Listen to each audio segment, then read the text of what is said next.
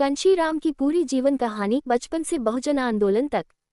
भारत की राजनीति में कुछ ऐसे नेता हुए हैं जिन्होंने सिर्फ चुनाव नहीं लड़ा, बल्कि पूरे समाज की सोच बदलने की कोशिश की। ऐसे ही एक नेता थे कांशीराम। एक साधारण परिवार में जन्म लेने वाला यह व्यक्ति आगे चलकर बहुजन आंदोलन का सबसे बड़ा चेहरा बन गया। उन्होंने कहा था, जिसकी जितनी संख्या भारी, उसकी उतनी हिस्सेदारी। लेकिन सवाल है, कौन थे कांशीराम? उनका बचपन कैसा था? उन्होंने इतनी बड़ी राजनीतिक क्रांति कैसे खड़ी की? आज की इस वीडियो में हम उनकी पूरी जीवन कहानी जानेंगे।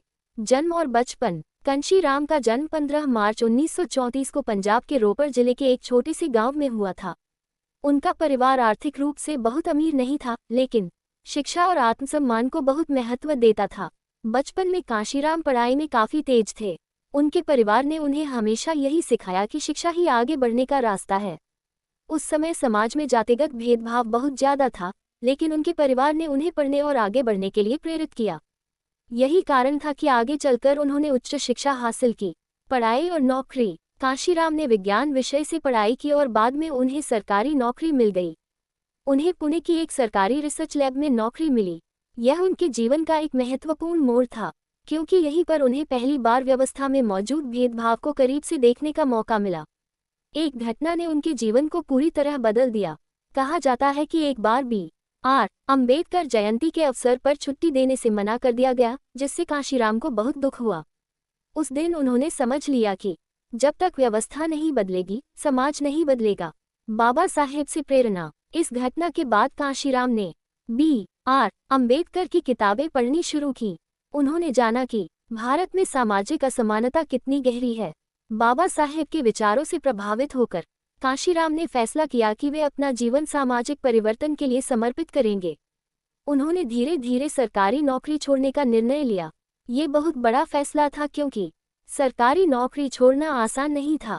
आंदोलन की शुरुआत। कांशीराम ने सबसे पहले BMCEF की स्थापना की। BMCEF का उद्देश्य था सरकारी कर्मचारियों को सामाजिक आंदोलन से जोड़ना। इसके बाद उन्होंने दलित शोषित समाज संघर्ष समिति यानी DS4 बनाई। इस संगठन का नारा था, ब्राह्मण ठाकुर बनिया छोड़ बाकी सब हैं DS4। इस आंदोलन का उद्देश्य था समाज के दबे कुचले वर्गों को एकजुट करना। बहुजन समाज पार्टी की स्थापना। 1984 में कांशीराम ने एक नई राजनीतिक पार्टी बनाई। इसका नाम था बहुजन समाज पार्टी। इस पार्टी का लक्ष्य था बहुजन समाज को राजनीतिक शक्ति देना। शुरुआत में पार्टी बहुत छोटी थी, लेकिन धीरे धीरे यह एक बड़ी राजनीतिक ताकत बन गई। मायावती का उदय। कांशीराम की नज़र एक युवा महिला पर पड़ी। उनका नाम था मायावती। कांशीराम ने उनकी प्रतिभा को पहचाना और उन्हें राजनीति में आगे बढ़ाया। बाद में मायावती उत्तर प्रदेश की मुख्यमंत्री भी बनी। यह कांशीराम के आंदोलन की सबसे बड़ी उपलब्धियों में से एक माना जाता है। संघर्ष और कठिनाइयाँ। कांशीराम को राजनीति में बहुत संघर्ष करना पड़ा। शुरुआत में लोग उनकी विचारधारा को गंभीरता से नहीं लेते थे, लेकिन उन्होंने हार नहीं मानी। उन्होंने पूरे देश में घूम घूम कर लोगों को जागरूक किया। उनकी मेहनत का परिणाम ये हुआ कि बहुजन आंदोलन धीरे धीरे मजबूत होता गया। अंतिम समय और विरासत। कांशीराम ने अपना पूरा जीवन समाज के लिए समर्पित कर दिया। 9 अक्टूबर 2006 को उनका निधन हो गया, लेकिन उनकी विचारधारा आज भी जिंदा है।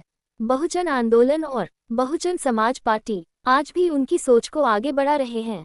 समापन। कांशीराम सिर्फ एक राजनेता नहीं थे, वे एक आंदोलनकारी, एक संगठक और एक विचारधारा थे। उन्होंने साबित किया कि अगर एक व्यक्ति ठान ले तो वह समाज में बड़ा बदलाव ला सकता है।